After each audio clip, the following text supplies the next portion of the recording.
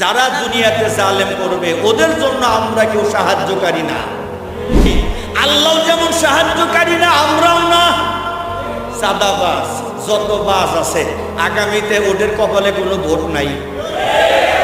মালি যালিমিনা মিন নাসির, চাঁদাবাজ, খুন খারাপি, বাড়ি ডাকাতি, দোকান ডাকাতি, সে যত বড় কুতুবি হোক কোনো ভোট হবে না।